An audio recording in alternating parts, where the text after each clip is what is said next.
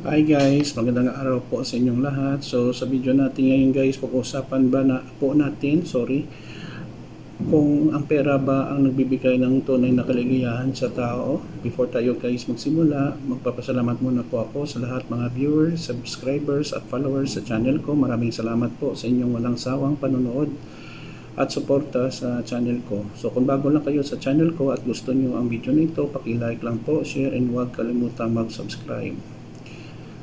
Paunawa po, ito po ay personal ko pong opinion.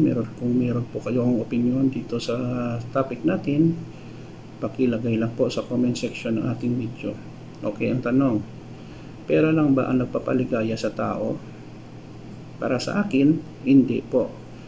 Ang pera po para sa akin ay isang kagamitan lang po. Gamitin natin ng mabuti or masama, nagdudulot po ito ng iba't ibang outcome sa buhay. Kung wala tayong pera, mahirapan tayo sa ating araw-araw na gawain. Kung may pera tayo, mabili natin ang mga gusto natin sa buhay, but it does not guarantee na magiging happy tayo. Maraming akong kakilala na maraming pera, but they have a very miserable personal life. Relationships are broken, wala silang time sa kanilang pamilya, at una-una po hindi sila maligaya.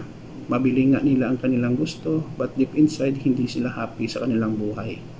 Ang iba pa nga narinig natin sa news, nag-suicide. Pero tanungin natin, bakit nag-suicide? Nandyan na lahat sa kanya material things, pero hindi siya pa rin siya happy. Alam nyo guys, ang tunay na kaligayahan ng tao para sa akin ay personal relationship kay Lord, and then personal contentment sa buhay.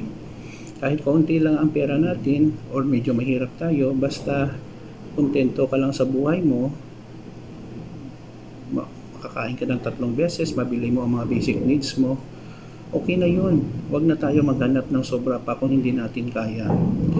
Bakit po? Mapuprostrate lang po tayo at baka makagawa tayo ng hindi maganda sa ating kapwa because of paghangad natin ng pera. Yun lang po guys ang personal ko na reaction or opinion kung ang pera ba ay nagbibigay ng tunay na kaligayahan sa tao. Kung meron kayong comment, pakilagay lang po, share, and huwag kalimutan mag-subscribe kung bago na kayo sa channel ko. Maraming salamat po guys. Ingat po tayo palagi. I love you all. Kita-kita po tayo guys sa susunod na video. Ito naman pong kaibigan nyo si Jake. Paalam.